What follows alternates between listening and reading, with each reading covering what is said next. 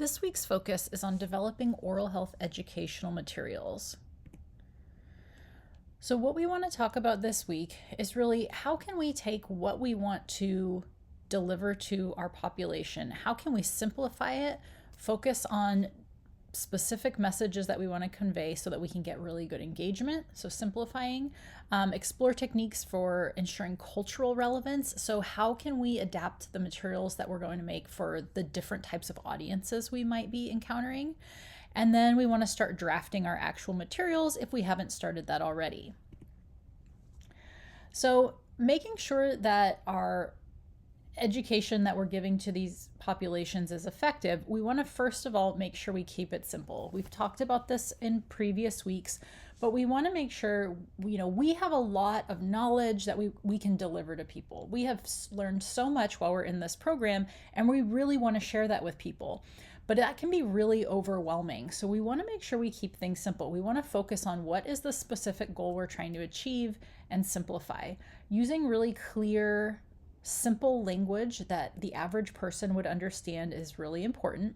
We want to make sure we focus on key messages. So maybe we look at all the information we might want to deliver and then really try to pare that down. Look at what are the most important points of the information we're trying to deliver. See if there's any extra information that maybe we could remove that isn't totally necessary, and really focus on the big picture, bigger things that we want to convey.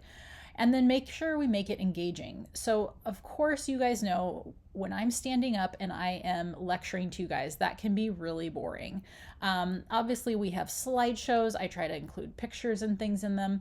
But the more we can engage people by using visuals and especially interesting visuals, we can add interactive elements.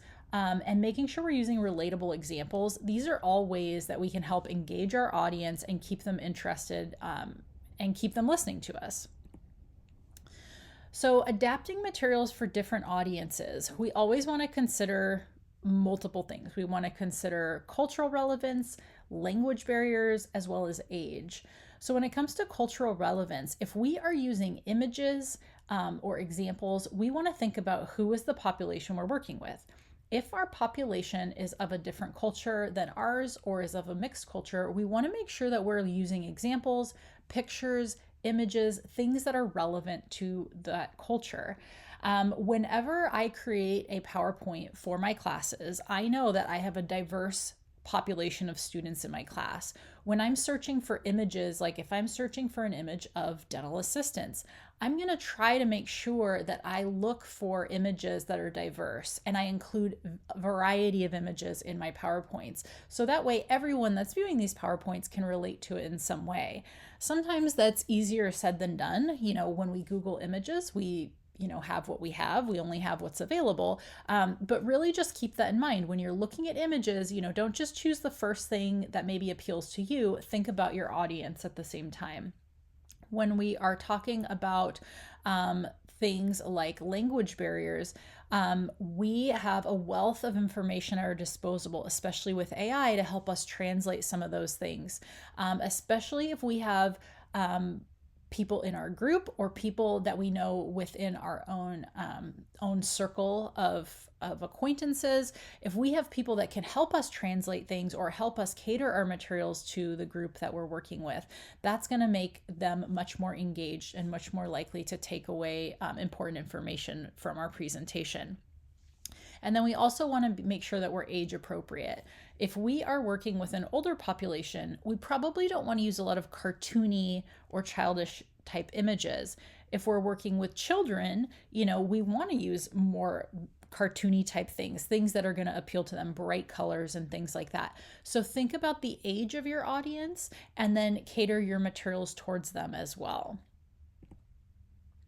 And then, so what makes an effective educational material?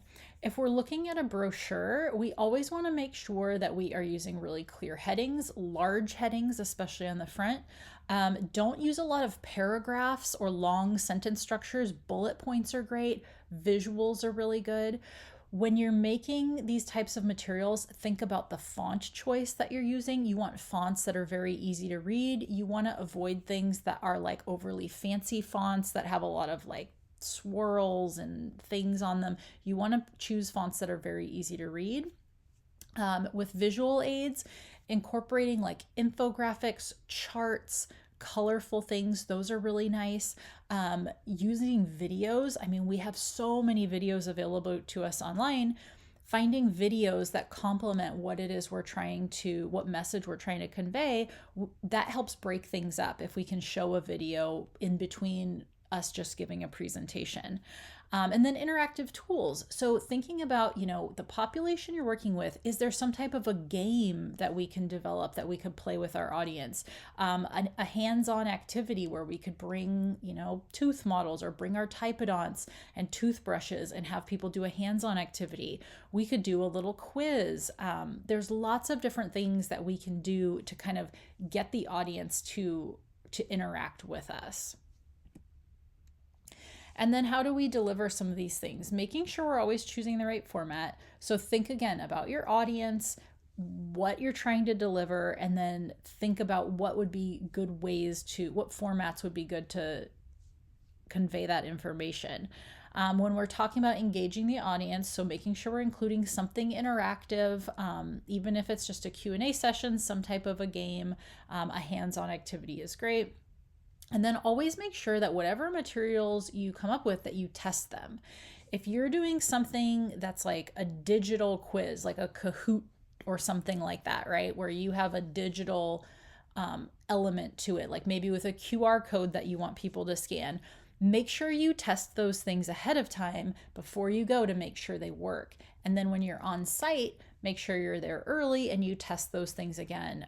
When we're using digital tools or technology, those things are notorious for not working when we need them to. So make sure you give yourself time to test those things.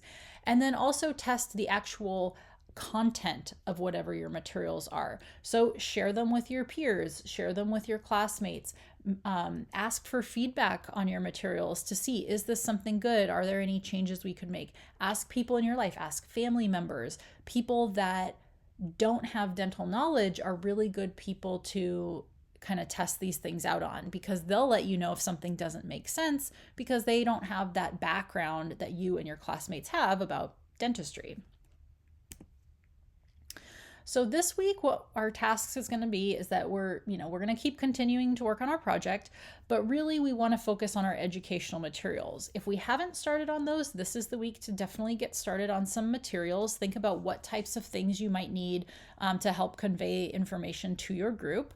And then start developing those. If you've already developed some materials, then use the topic this week, use the things we're talking about here, use the stuff posted on D2L,